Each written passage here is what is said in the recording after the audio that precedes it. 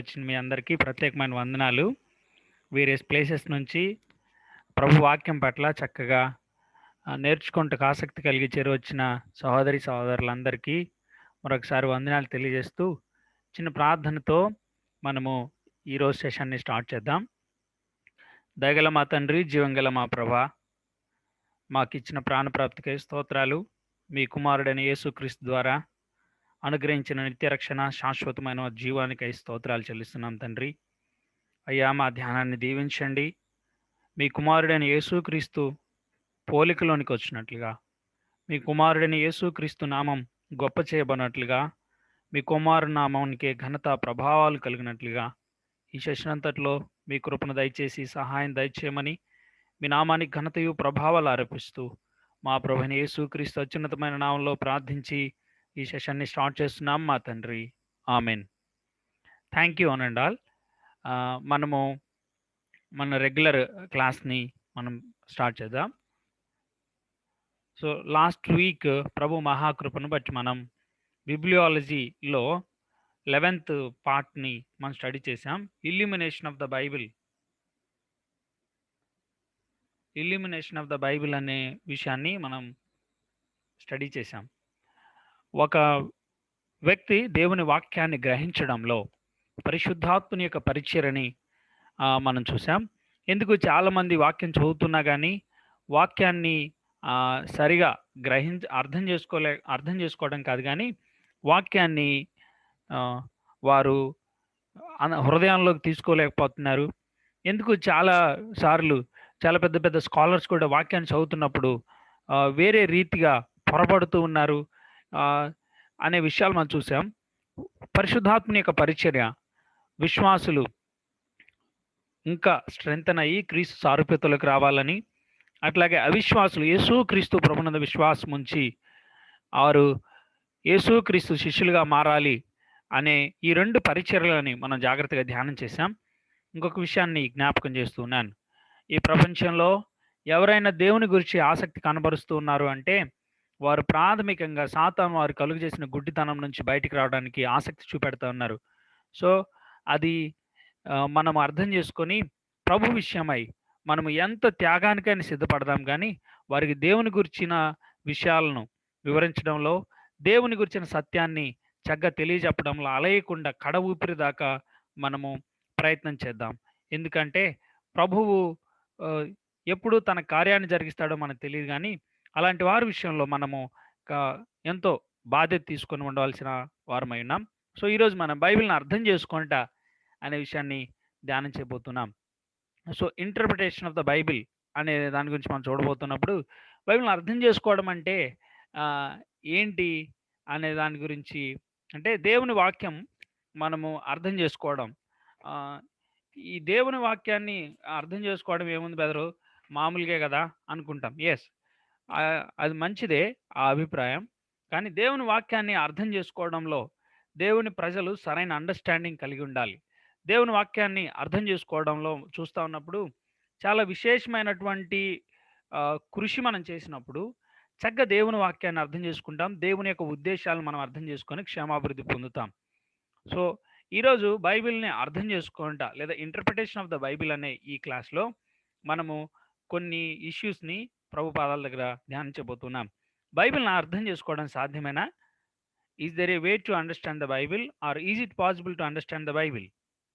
బైబిల్ని అర్థం చేసుకోవడంలో ఎలాంటి చాలామంది ఇప్పుడు చూడండి, మనకున్నటువంటి చాప్టర్స్ కంటే మన చుట్టుపక్కల ఉన్నటువంటి శాఖలు కానీ అభిప్రాయాలు కానీ చాలా అత్యధికంగా ఉన్నాయి. ఎందుకు బైబిల్ అర్థం చేసుకోవడానికి ఇంత అంటే బైబిల్ని అర్థం చేసుకోవడంలో ఇన్ని వేరియస్ సిస్టమ్స్ ఎందుకు వాడుతున్నారు? ఎందుకు అసలు ఏది రైట్ ఇష్యూ?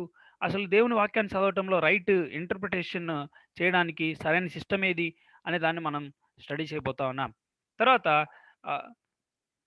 మనము దేవుని వాక్యాన్ని అక్షరార్థంగా అన్వయించుకోవడానికి, అక్షరార్థంగా అర్థం చేసుకోవడానికి కారణాలు, అసలు హేతుబద్ధంగా పాసిబుల్ కారణాలు ఏంటి, అసలు మనం అక్షరార్థంగా అర్థం చేసుకోవడానికి ఏంటి కారణాలు అనే దాన్ని మనం చూడబోతున్నాం.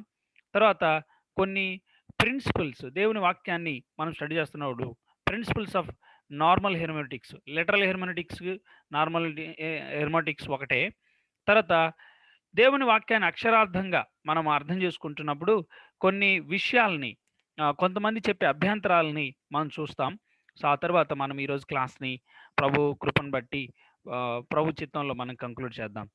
ఈ చాప్టర్ లేకపోతే ఈ క్లాసు మెటీరియల్ అంతా కూడా నేను Charles C. Riri 'basic theology' అనే బుక్ నుంచి నేను కలెక్ట్ చేశాను. దాన్ని కొంచెం డెవలప్ చేసి మీ ముందు ప్రెజెంట్ చేస్తూ ఉన్నాను. సో, ప్రియమైన వారలారా, చక్కగా ఆసక్తిగా ఉన్నవారు, ఇంకా దాని గురించి తెలుసుకోవాలనుకుంటున్నవారు ఆ పుస్తకం చదవచ్చు. అది మీకు ఆహ్, మామూలుగా ఆర్డర్ పెడితే మీరు కొనుక్కోవచ్చనమాట. తర్వాత ఇప్పుడు మనం ఆలోచించేద్దాం. బైబిల్‌ని అర్థం చేసుకోవడం సాధ్యమేనా? అనే విషయానికి మనం వస్తున్నప్పుడు కొన్ని విషయాల్ని ఇక్కడ మనం చూద్దాం.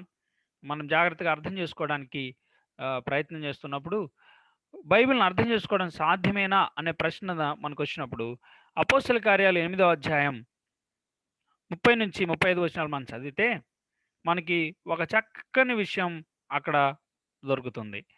ఒక నపుంసకుడు ఒక్క నిమిషం. ఒక నపుంసకుడు, ఐథియోపియా నపుంసకుడు యెరూషలేములో ఆరాధన చేయడానికి వచ్చాడు. అక్కడ జరిగిన సంఘటన. ఫిలిప్పుని ప్రభు అక్కడికి తీసుకెళ్ళాడు. సువార్తికుడైన ఫిలిప్పుని అక్కడికి తీసుకెళ్ళాడు. ఫిలిప్పు దగ్గరకు పరిగెత్తుకొని పోయి అతడు ప్రవక్త అయిన యెషయా గ్రంథం చదువుతుండగా విని, "నీవు చదువునది గ్రహించుచున్నావా? నీవు చదువునది గ్రహించుచున్నావా?" అని అడగగా అతనన్నాడు, "అతడు ఎవడైనను నాకు త్రోవ చూపుకుంటే ఎలాగూ గ్రహింపగలనని" చెప్పి రథమెక్కి తనతో కూర్చుండమని ఫిలిప్పును వేడుకొనెను. బాగా అబ్జర్వ్ చేయండి. ఎవడైనను నాకు త్రోవ చూపుకుంటే, అంటే ఈ వాక్యాన్ని అర్థం చేసుకోవడానికి నాకొక త్రోవ చూపుకుంటే నాకెలా అర్థమవుతది? అంటే ఇక్కడ ప్రాథమికంగా ఆలోచన చేయండి. అతను అడుగుతున్న క్వెషన్ ఏంటంటే ఆహ్, someone show me the way to understand the word of God. దేవుని వాక్యాన్ని అర్థం చేసుకోవడానికి నాకు త్రోవ చూపించే వాళ్ళు ఎవరైనా ఉంటే కదా నాకు అర్థమయ్యేది అంటున్నాడు. అంటే ప్రాథమికంగా ఒక ప్రశ్నకి సమాధానం దొరుకుతుంది ఏంటంటే, బైబిల్‌ని అర్థం చేసుకోవడానికి ఒక త్రోవ ఉంది. There is a way to understand the Bible. అంతేకాదు చూడండి, అతడు లేఖనమందు చదువుతున్న భాగం ఏదనగా, ఏ భాగాన్ని చదువుతున్నాడు లేఖనంలో అంటే, ఆయన గొర్రె వలె వధకు తేబడెను. బొచ్చు కత్తిరించు వాని గొర్రెపిల్ల ఎలాగు మౌనంగుండునో, అలాగే ఆయన నోరు తెరవకుండెను. ఆయన దీనత్వమును బట్టి ఆయనకు న్యాయ విమర్శ దొరకకపోయెను. ఆయన సంతానమును ఎవరు వివరింతురు? ఆయన జీవము భూమి మీద నుండి తీసివేయబడినది అనే మాటలు చదువుతున్నాడు. అప్పుడు నపుంసకుడు, ప్రవక్త ఎవని గురించి ఇలాగ చెప్పుచున్నాడు? ప్రవక్త ఎవరి గురించి చెప్తున్నాడు? వేరొకళ్ళ గురించా? లేకపోతే తన గురించేనా? యెషయా తన గురించి చెప్పుకుంటున్నాడా? లేకపోతే వేరొక వ్యక్తి గురించి ఏమన్నా చెప్తున్నాడా? దయచేసి నాకు తెలుపమని ఫిలిప్పుని అడిగాడు. ఫిలిప్పుని అడిగితే అందుకు ఫిలిప్పు నోరు తెరిచి ఆ లేఖనము అనుసరించి అతనికి యేసును గూర్చిన సువార్త ప్రకటించెను. అసలు ఫిలిప్ చెప్తా ఉందేంటంటే ఆహ్, ఎ ఇక్కడ ఒక త్రోవను చూపిస్తున్నాడు. అలాగే ఈ లేఖన భాగం ఎవరి గురించి ఉంది? యేసుక్రీస్తు ప్రభువును గురించి. ఈ లేఖన భాగం యేసుక్రీస్తు ప్రభువును గురించి మాత్రమే మాట్లాడుతుంది. సో, మనకి ప్రాథమికంగా అర్థం చేసుకోవాల్సినవి ఏంటంటే, దేవుని వాక్యాన్ని అర్థం చేసుకోవడానికి ఒక చక్కని త్రోవ దేవుడు ఏర్పాటు చేశాడు. దేవుని వాక్యాన్ని అర్థం చేసుకోవడంలో మనందరం కూడా ఒక చక్కని త్రోవలో ఉన్నట్లయితే, ఒక చక్కని వేలో, పద్ధతిలో మనం ధ్యానం చేస్తే మనకు అర్థమవుతుంది. దాని గురించినటువంటి కరెక్ట్ మీనింగ్ మనకు తెలుస్తుంటది. ఇంకొక ప్రశ్న ఏంటంటే ఇక్కడ చూడండి. ఆహ్, ప్రవక్త ఎవని గురించి ఇలాగ చెప్పుచున్నాడు? తన గురించా? వేరొకని గురించా? మనం చదివేటప్పుడు ఈ ప్రశ్న మన మనసులో ఉండాలి. ఈ దీని అర్థమేంటి? ఒక రకంగా చెప్పాలంటే నపుంసకుడు అడుగుతుందేంటంటే దీని అర్థమేంటి? దీని అర్థం ఎవరిలో నెరవేరుతుంది? లేకపోతే ఇది ఎవరిని అడ్రెస్ చేస్తా ఉంది అంటే, యేసు క్రీస్తుని గురించి మాత్రమే. ఎవరు గొర్రెవలె వధకు తేబడ్డాడు? ఎవరు బొచ్చు కత్తిరించువ అనేదుటి గొర్రెపిల్ల ఎలాగ మౌనంగా ఉండి అలాగే నోరు తెరవకుండా ఉన్నారు? ఎవరు దీనత్వమును బట్టి న్యాయ విమర్శ దొరకకుండా పోయింది? ఎవరు ఆయన సంతానాన్ని గురించి ఎవరు వివరింతురు? ఆయన జీవం భూమి మీద నుండి తీసివేయబడిందని ఎవరి గురించి అంటే, only about lord Jesus Christ. యేసుక్రీస్తు ప్రభు గురించి మాత్రమే చెప్తున్నాడు. అంటే బాగా అబ్జర్వ్ చేయండి. ఇంకెవరి గురించి అని చెప్పొచ్చా దీనికి? దీని గురించి ఇంకెవరికైనా చెప్పొచ్చా? ఆ! మనము ఎప్పుడు ప్రామిస్ కార్డ్స్ తీసుకుంటుంటాం. అందులో ఇలాంటివి రావు. యేసుప్రభు వారి గురించి.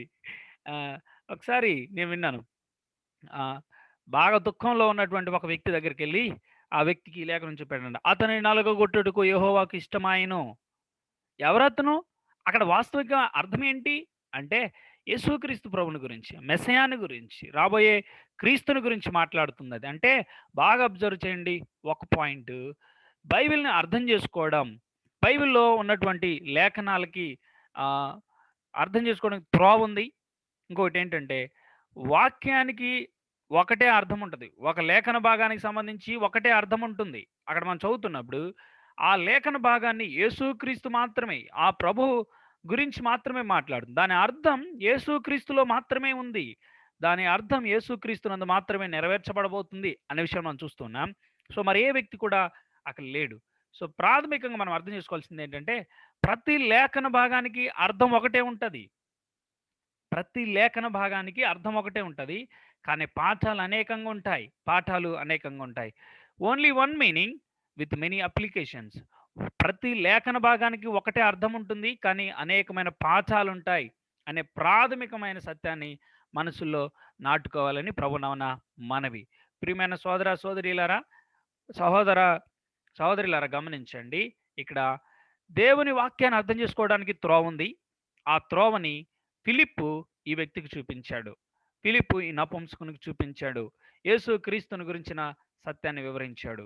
ఇంకొకటి ఇక్కడున్న లేఖన భాగం యేసుక్రీస్తు ప్రభు గురించి మాట్లాడుతుంది. మరి ఏ వ్యక్తిని గురించి కూడా కాదు ఈ సృష్టిలో. సో, ఇక్కడ మనం ప్రాథమికంగా ఆలోచన చేస్తున్నప్పుడు, ఈ ప్రశ్నలు మనం లేఖనాలు చదువుతున్నప్పుడు ఆహ్, జాగ్రత్తగా చూడండి ఈ నపుంసకుడు ఎన్ని ప్రశ్నలు అడిగాడో. ఎవరిని గురించి చెప్తున్నాడు? తన గురించా? వేరొకరి గురించా? మనము లేఖనాలు చదువుతున్నప్పుడు చాలా ఇంపార్టెంట్. ఆ లేఖన భాగం యొక్క అర్థాన్ని గ్రహించడంలో ఇవన్నీ ప్రాథమికమైన ప్రశ్నలు అని గమనించండి. సో, ప్రాథమికంగా గుర్తుపెట్టుకుందాం. ప్రతి లేఖన భాగానికి అర్థం ఒకటే ఉంటుంది. కానీ పాఠాలు అనేకం ఉంటాయి. సో, ఒక విషయాన్ని మనం స్టడీ చేస్తున్నప్పుడు దాని అర్థం ఒకటే. దాని అర్థం ఒకటే. కానీ దానిలో ఉండే పాఠాలు ఒక్కొక్కరి సిట్యుయేషన్‌లో ప్రభువు ఒక్కొక్క రీతిగా పాఠాలు అనేకంగా తెలియజెప్తూ ఉంటాడు. సో, ఇది ప్రాథమికంగా మనం గుర్తుపెట్టుకోవాల్సిన విషయం. సో, బైబిల్‌ని అర్థం చేసుకోవడంలో వివిధమైన పద్ధతులున్నాయి. సమ్ హెర్మెటికల్ సిస్టమ్స్ అని మనం చూస్తా ఉన్నప్పుడు చాలా హెర్మెటికల్ సిస్టమ్స్. హెర్మెనెటికల్ అంటే ఏంటంటే ah, study of the principles of interpretation. బైబిల్‌ని అర్థం చేసుకోవడంలో ఆహ్, వర్తింపజేసే కొన్ని నియమాలని ఏమంటారంటే హెర్మెనెటికల్ ప్రిన్సిపల్స్ అంటారు. సో, బైబిల్‌ని అర్థం చేసుకునే క్రమంలో ఇక్కడ చూడండి తనేమన్నాడు? ప్రవక్త గురించి చెప్తున్నాడా? తన గురించా? వేరొకను ఎవరి గురించి చెప్తున్నాడు? సో, ఇవన్నీ ప్రాథమికమైన కొన్ని నియమాలు. ఎవరి గురించి మాట్లాడుతున్నాడు? ఎవరితో మాట్లాడుతున్నారు? ఏ సమయంలో మాట్లాడుతున్నారు? ఆహ్, ఏ ఉద్దేశ్యంతో మాట్లాడుతున్నారు? ఇవన్నీ కూడా కొన్ని నియమాలన్నమాట. సో, అయితే సంఘ చరిత్రలో మనం చదువుతున్నప్పుడు చాలా నియమాలొచ్చాయి. ఆ నియమాల్లో లోపము నేటికి కూడా దుర్బోధలు నిలిచి ఉన్నాయి. ఆ నియమాల్లో ఉన్నటువంటి అనేకమైన లోపాల మూలంగా నేటికి క్రైస్తవ సంఘం ఎంతగానో వెల చెల్లిస్తూ ఉంది. చాలా దారుణంగా నష్టపోతుంది చాలా విషయాల్లో. సో, ఆ విషయాలను మనం చూసి, మనం సరైన హెర్మెటికల్ సిస్టమ్‌ని చేసుకుందాం.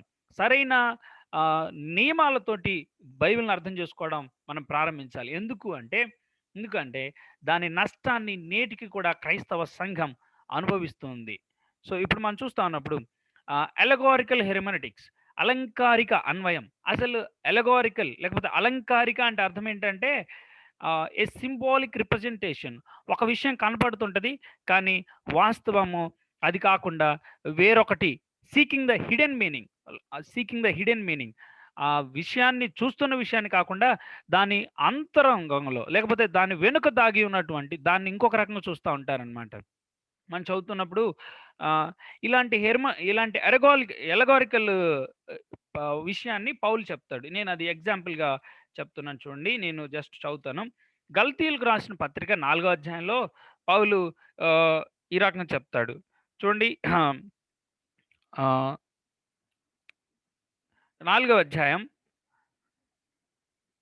24 వచనం. Now this may be interpreted allegorically. These women are 2 covenants. One is from Mount Sinai, bearing children for slavery. She is Hagar. ఈ సంగతులు అలంకార రూపంగా చెప్పబడి ఉన్నవి. ఈ స్త్రీలు 2 నిబంధనలై ఉన్నారు. షారాను గురించి, హాగర్‌ని గురించి మాట్లాడుతూ షారాని షారాలాగా చూడట్లేదు. హాగర్‌ని హాగర్‌లాగా చూడట్లేదు.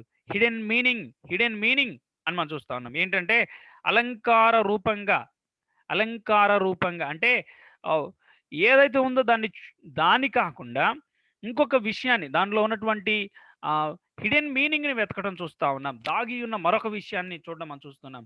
సో, పౌలు ఈ హెర్మెటికల్ సిస్టమ్‌ని కొన్ని చోట్ల అప్లై చేసినట్లుగా మనం చూస్తుంటాం. అలెగోరికల్ హెర్మెటిక్స్ మనం చూస్తా ఉన్నప్పుడు అయితే కొంతమంది ఏం చేశారంటే బైబిల్ అంతటిని కూడా హిడెన్ మీనింగ్‌తో చూడటమే ప్రారంభించారు. బైబిల్ అంతటిని కూడా అలెగోరికల్‌గా, అలంకారికంగా చూడటమే ప్రారంభించారు. మనం చదువుతున్నప్పుడు యోసేపుని యోసేపులాగా కాకుండా ఆహ్, ఆహ్, ఈ అబ్రహాముని అబ్రహాములాగా కాకుండా, ఇస్సాకుని ఇస్సాకులాగా కాకుండా అలెగోరికల్‌గా సీకింగ్ ద హిడెన్ మీనింగ్స్ ఆహ్, ఒక లోపల దాగి ఉన్న అర్థాలను వెతుక్కోవడం స్టార్ట్ చేశారు. చూడండి సొలొమోనుని సొలొమోనులాగా చూడరు. షూలమితిని షూలమితిలాగా చూడకుండా, అక్కడున్నటువంటి యెరూషలేము కుమార్తెలని కాకుండా, వేరే విధంగా they seeks the hidden meaning. అందులో ఏదో అర్థముంది. ఏదో అన్నట్లుగా చూస్తా ఉంటారు. నేను ఆహ్, ఒక చిన్న ఎగ్జాంపుల్ ఇస్తున్నాను చూడండి. పస్కా పండుగ ఆచరించడానికి వారు రాత్రిపూట కూర్చొని ఎట్లా విరుచుకొని ఇదంతా తింటా ఉంటారు. అయితే దాన్ని ప్రభువు కొత్త నిబంధన సంఘానికి ఇచ్చిన దాన్ని ఆహ్, ము ఇది ఛాయగా ఉంది. ఇలాంటివి మనం చూస్తా ఉంటాం చాలా చోట్ల. చూస్తా ఉన్నప్పుడు ఈ పస్కా పండుగకు సంబంధించింది వేరు. కొత్త నిబంధన సంఘానికి ప్రభువు చెప్పిన విషయం వేరనమాట. సో, ఈ హిడెన్ మీనింగ్ సీకర్స్ ఈ యొక్క అంతర అంతరార్థాన్ని వెతికే క్రమంలో ఒక రకంగా చెప్పాలంటే ఆహ్, ప్రతి విషయాన్ని కూడా అలెగారికల్‌గా చూడడం స్టార్ట్ చేస్తారు. So, uses when the literal sense seems unacceptable to the interpreter. ఎప్పుడైతే ఇక్కడ చెప్తున్నది మనసుకు అంగీకారం కాదో, ఎప్పుడైతే ఇక్కడ చెప్తుంది వ్యక్తికి ఆహ్, అంగీకారయోగ్యంగా ఉండదో, వెంటనే ఏం స్టార్ట్ చేస్తాడంటే అలెగారికల్ స్టార్ట్ చేస్తాడు. అలంకారికంగా హిడెన్ మీనింగ్ ఉంది ఇందులో. హిడెన్ మీనింగ్ ఉందని చెప్తాడు. తర్వాత would reduce the Bible near to fiction. అసలు ఇది అప్లై చేస్తే బైబిల్ అంతా కూడా ఒక ఫిక్షన్ లాగానే ఉంటది. ఆహ్, ఇది చాలా కటువుగా చెప్తున్నాను. కానీ మనం అర్థం చేసుకోవాలనమాట. అలెగోరికల్‌గా బైబిల్ అంతటిని ఇంటర్ప్రిట్ చేయడం స్టార్ట్ చేస్తే, అలెగోరికల్‌గా బైబిల్‌ని చదవటం స్టార్ట్ చేస్తే మొత్తం గూడా ఒక ఫిక్షన్ చేసినట్లే అంతా కూడా. సో, ఇది చాలా ప్రమాదం. ఇంకోటేంటంటే ఆహ్, ఎక్కువ మంది సువార్తిక వాదులు లేకపోతే ఇవాంజెలికల్స్ ఏం చేస్తా ఉంటారంటే ఎక్కడైతే ప్రాఫెసీస్ ఉంటాయో, ఈ ప్రవక్తల గ్రంథాలు వీటి దగ్గరకొచ్చినప్పుడు ఇంకేం చేస్తారంటే, మొత్తం కూడా అలగారికి అప్లై చేస్తారు. మొత్తం కూడా అలంకారికమైన దాన్నే చూస్తారు. వెయ్యేండ్ల పాలన విషయాన్ని గురించి, లేపోతే ఇంకొన్ని విషయాల గురించి వాళ్ళేం చేస్తారంటే, అలెగోరికల్‌గా చూస్తారు. కానీ దేవుడు అన్నీ అలెగోరికల్‌గా రాపించలేదు. సో, మనం ఆలోచించాలి. నా పాయింట్ అర్థమవుతుందనుకుంటున్నాను. ప్రభు పక్షంగా నేను చెప్తున్న ఈ విషయాన్ని గ్రహించాలని మనం చేస్తున్నాను. ఎందుకంటే we are facing lot of crisis today. మనము దేవుని వాక్యాన్ని హిడెన్ మీనింగ్ సీక్ చేస్తూ అక్కడ ఉన్నటువంటి అర్థాన్ని కాకుండా వేరొక దాన్ని వెతుక్కుంటూ చాలాసార్లు పొరబడుతూ ఉన్నాం. చాలాసార్లు మిస్ఇంటర్ప్రిట్ చేస్తా ఉన్నాం. సో, ఈ అలెగోరికల్ హెర్మెనెటిక్ అనేది బైబిల్‌లో కొన్ని చోట్ల ఈ అలెగోరికల్ లేకపోతే ఈ అలంకారిక అనేది బైబిల్‌లో ఉంది. కాకుంటే బైబిల్ అంతా అలకారికల్ కాదు అనే విషయాన్ని గ్రహించండి. తర్వాత అసలు ఈ అలెగోరికల్ హెర్మెనెటిక్ బైబిల్ మీద ఎలా రుద్దబడింది ఇది అంటే ఆహ్, పాత నిబంధన సెప్టుజియాంట్ అనేది పాత నిబంధన గ్రీకులోకి తర్జుమా చేయకముందు, గ్రీకులోకి తర్జుమా చేసిన పాత నిబంధన ఏమంటారంటే సెప్టుజియాంట్ అంటారు. ఎప్పుడైతే ఈ ఈ యొక్క గ్రీకులోకి తర్జుమా చేయబడిందో పాత నిబంధన, సో, గ్రీక్ ఫిలాసఫర్స్ అందరూ కూడా కొన్ని క్వెషన్స్ అడగటం స్టార్ట్ చేశారు.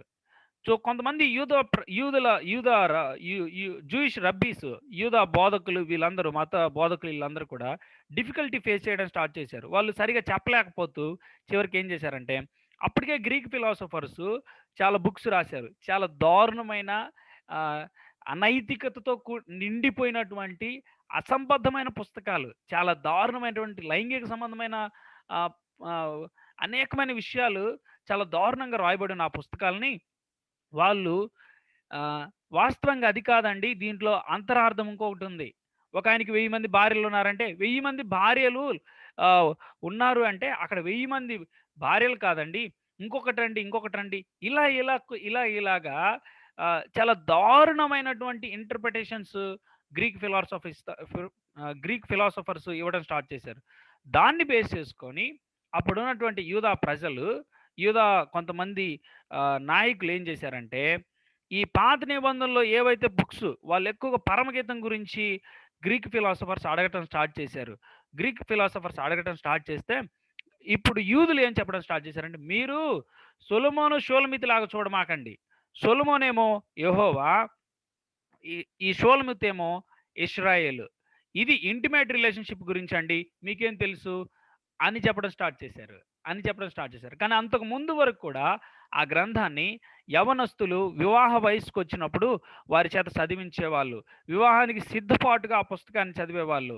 అది ఒక ప్రేమ పూరితమైనటువంటి ఆహ్, వివాహానికి సిద్ధపరిచే పుస్తకం అనేది ఆత్మదేవుని ఉద్దేశము.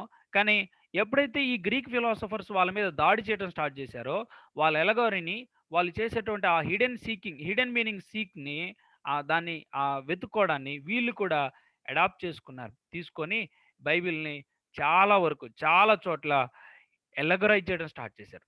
ఎల్లగొరైజ్ చేయడం స్టార్ట్ చేసి చివరికి బైబిల్ అంతటిని కూడా ఎల్లగొరైజ్ చేశారు. ఆ తర్వాత కొత్త నిబంధన కొత్త నిబంధన గ్రంథాలు ఇవన్నీ రాయబడిన తర్వాత క్రైస్తవ సంఘం కూడా ఈ హెర్మోటికల్ ఈ యొక్క కేనానిసిటీలో భాగంగా సాంగ్స్ ఆఫ్ సొలొమన్, ఈ పరమగీతాన్ని అంగీకరించి, గుర్తించి, పరిశుద్ధాత్మ ప్రేరేపణ, దైవావేశం ఉందని గుర్తించి తీసుకున్నారు. కాకుంటే వాళ్ళు సేమ్ క్వెషన్స్ గ్రీక్ ఫిలాసఫర్స్ ఇప్పుడు క్రిస్టియన్స్ అడగడం స్టార్ట్ చేశారు.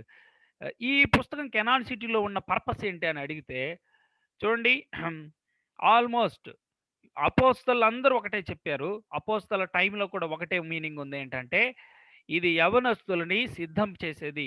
వివాహం విషయంలో సిద్ధం చేసేది. వారు వివాహాన్ని గురించిన సరైన అండర్‌స్టాండింగ్ కలిగి ఉండటానికి సిద్ధం చేసేదని చెప్పారు గానీ, ఎప్పుడైతే అపోస్తలులు ప్రభు దగ్గరికెళ్ళిపోయారో, ఆ తర్వాత ఓరిజిన్ అనే ఒక ఆయనొచ్చినాడు. అపోస్తలుల యొక్క అనుచరుడు. తర్వాత వచ్చినాడు ఓరిజిన్ అనే ఆయన. ఓరిజిన్ మాత్రం ఏం చెప్పడం స్టార్ట్ చేశారంటే, ఇది యేసుక్రీస్తుకి సంఘానికి మధ్య ఉన్నటువంటి ఇంటిమేట్ రిలేషన్‌షిప్, ఆ సాన్నిహిత్య సంబంధాన్ని వివరించేదని చెప్పి, ఇక్కడ సొలొమోను, యేసుక్రీస్తు, షోల్మితి, సంఘం అని చెప్పడం స్టార్ట్ చేశారు. So, they allegorized it. దాన్ని అలంకారికంగా ఒక ఏదో అంతరార్థం ఉందన్నట్లుగా మార్చేశారు. సో, మనం చదువుతున్నప్పుడు బైబిల్‌లో ఎలగరీని దేవుడు రాపించాడు. మనకి రాపించిన చోట ఖచ్చితంగా ఇన్ఫార్మ్ చేశాడు. అందుకనే మీరు ఈ గలతీ పత్రిక చదువుతున్నప్పుడు అపోస్తలుడైన పౌలు ద్వారా అక్కడ ప్రభు రాపించాడు. అలంకారికంగా ఇలాగుంది, ఇలా ఈ ఉద్దేశ్యం ఉంది, అలంకారికంగా అని చెప్పి రాపించాడు. ఎక్కడైతే ఎలగరీ ఉందో అక్కడ దేవుడు ఎలగరీ అని మెన్షన్ చేస్తాడు. కానీ బైబిల్ అంతా కూడా అలెగరీ కాదు. ఈరోజు మనం రియలైజ్ అవ్వాల్సిన పాయింట్ ఇది. ఆ తర్వాత మనం చదువుతున్నప్పుడు ఈ ఆరిజిన్ తర్వాత he became one of the philosopher. తన తర్వాత క్రమంలో దేశాలు తిరగటం, ఇవన్నీ తిరగటం, ఒక ఫిలాసఫర్, ఒక గ్రీక్ ఫిలాసఫర్ లాగా అయిపోయాడు. సో, ఎంత సాడ్ ఇష్యూనో. సో, దేవుని వాక్యాన్ని అర్థం చేసుకునే క్రమంలో మనం గనక పొరపాటు చేశామా, మనము కాదు, మన తర్వాత తరాలను కూడా మనం పాడు చేసిన వాళ్ళం అవుతాం. తర్వాత మనం చదువుతున్నప్పుడు అక్షరార్థ అన్వయం, లిటరల్ ఇంటర్ప్రిటేషన్ అంటే ప్లెయిన్‌గా అక్కడ ఏదుందో దాన్ని అంగీకరించటం. 4 జీవులున్నాయి అన్నాడు. 4 జీవుల్ని 4 జీవుల్లాగానే చూడడం. అది యెహెజ్కేలు గ్రంథంలో ఉన్నటువంటి 4 జీవులైనా 4 జీవుల్లాగానే చూడడం. అవి ఏవో వేరే హిడెన్ మీనింగ్ కాకుండా లిటరల్‌గా చూడడం. సో, ఈ లిటరల్ మీనింగ్ గురించి మనం చూస్తున్నప్పుడు goes hand in hand with a belief in verbal plenary inspiration. So, చాలామంది అక్షరార్థ అన్వయాన్ని మనం చదువుతున్నప్పుడు దేవుని వాక్యం ఇన్‌స్పైర్డ్, దైవావేశం కలిగి ఉన్నది అని మనకు తెలుసు. ప్రతి పదాన్ని, పొల్లుని, అక్షరంతో సహా ఆయన పరిశుద్ధాత్మ పర్యవేక్షణలో రాపించాడనే సంగతి మనకు తెలుసు కాబట్టి మనం జాగ్రత్తగా చదువుతాం. జాగ్రత్తగా ప్లీనరీ వెర్బల్ ఇన్స్పిరేషన్, సంపూర్ణమైన దైవావేశము, అపరిమితమైన మనం చదువుతున్నప్పుడు అపరిమితంగా అంటే అన్‌లిమిటెడ్ ప్లీనరీ వెర్బల్ ఇన్స్పిరేషన్, అపరిమితంగా అంటే ఏదో కొన్ని లేఖన భాగాలకు మాత్రమే దైవావేశం పరిమితమైన దాన్ని కాకుండా అపరిమితంగా సంపూర్ణ దైవ వేషము కలిగినది దేవుని వాక్యం అని మనకు తెలుసు. కాబట్టి దేవుడు తన ఊపిరిని ఊదిన లేఖన భాగాల్ని చక్కగా అర్థం చేసుకోవడంలో మనం ముందుకుండాలి. కొంతమంది లిటరల్ ఇంటర్ప్రిటేషన్ చేసే వాళ్ళు కూడా, కొంతమంది దేవుని వాక్యం దైవావేశం అని నమ్మకుండా కొన్ని చోట్ల కొన్ని దారుణంగా చెప్తుంటారు. సో లిటరల్ ఇంటర్ప్రిటేషన్, అక్షరార్థమైన అన్వయాన్ని గురించి మాట్లాడుతున్నప్పుడు యేసుక్రీస్తు నేనే ఐఎమ్ ద డోర్ అన్నప్పుడు నిజంగా డోర్ అని చెప్పడం అనేది ఎక్స్ట్రీమిటీ ఆఫ్ లిటరల్ ఇంటర్ప్రిటేషన్ అని చెప్పొచ్చు. నిజంగా ఆయన ఒక తలుపు, అది కాదు మీనింగ్ అక్కడ. అంటే ఎక్కడ ఏ రిటారికల్ డివైసెస్ ఉన్నావో, రిటారికల్ డివైసెస్ వాటిని బట్టి మనం అర్థం చేసుకోవడం, అక్కడ ఉన్నటువంటి సందర్భాన్ని వీటన్నిటిని బట్టి లిటరల్గా అర్థం చేసుకోవడం మనం చూస్తూ ఉంటాం. ఇప్పుడు ఒక వ్యక్తి ఆ, యెరూషలేము నుంచి యెరికోకు దిగిపోతున్నాడు. యెరూషలేము నుంచి యెరికోకు దిగిపోతున్నాడు. ఇక్కడ దిగిపోవడం అనేది చూస్తున్నప్పుడు యెరూషలేము ఎత్తులో ఉన్న ప్రాంతం, యెరికో దిగువ దిగువ ఉన్న ప్రాంతం. సో పైనుంచి కిందికి రావడం దిగటమే కదా! దీన్ని మనం చూస్తున్నప్పుడు, లేకపోతే మీరు బైబిల్‌లో న్యూ టెస్ట్‌మెంట్‌లో ఎక్కడైనా చదవండి. They went up to Jerusalem. యెరూషలేమునకు ఎక్కిపోయాను. యెరూషలేమునకు ఎక్కిపోయాను ఎందుకంటే యెరూషలేం ఎత్తు ప్రాంతంలో ఉంది కాబట్టి ఎక్కిపోయారు. This is literally true. ఇది అక్షరార్థంగా చూడాల్సిన విషయం. అక్కడ ఆత్మీయంగా హిడెన్ మీనింగ్ చూడకూడదు. పరిశుద్ధాత్మ దేవుని ఉద్దేశ్యం ఏమిటి అక్కడ అంటే నిజంగా ఎక్కిపోయేదే అది. ఎక్కిపోయేది. ఎత్తుగా ఉంది అందుకని ఎక్కుతున్నారు.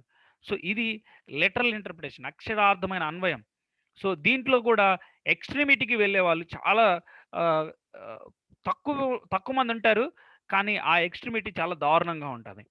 సో ఈ అక్షరార్థమైనటువంటి అన్వయాన్ని గురించి మనం చూస్తున్నాం. దేవుని లేఖనాల్ని ఉన్నవి ఉన్నట్టు సందర్భానుసారంగా అక్కడ ఉన్నటువంటి గ్రామర్‌ని వీటన్నిటిని బట్టి చక్కగా ఇంటర్ప్రిట్ చేయడం అనేది మనం చూస్తాం.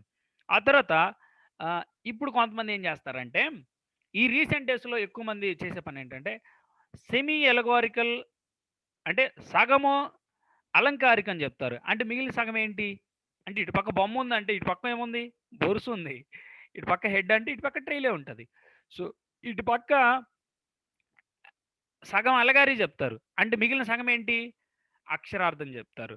సో, ఇది చాలా ఫ్రీక్వెంట్‌గా మన మధ్యలో జరుగుతున్న విషయం. ఆ వచనం భాగం యొక్క అక్షరార్థం జెప్తారు. కానీ దాన్ని అలగరైజ్ చేస్తారు. కానీ దాంట్లో ఏదో హిడెన్ మీనింగ్ ఉందని చెప్పి సీక్ చేస్తారు. సో, ఇది చాలా కొంత ప్రమాదకరమే. Literal interpretation is abandoned in the area of interpretation of the prophecy. So, ఈళ్ళేం చేస్తారంటే ప్రవక్తల గ్రంథాల్లో తప్పితే మిగిలిన అన్ని గ్రంథాల్లో గూడా లిటరల్ ఇంటర్ప్రిటేషన్ అప్లై చేద్దాం. అంటే అక్షరార్థంగా చూద్దాం. కానీ ప్రవక్తల గ్రంథాలకొచ్చేసరికి ఏం చేద్దాము అంటే అలంకారికంగానే చూద్దాము.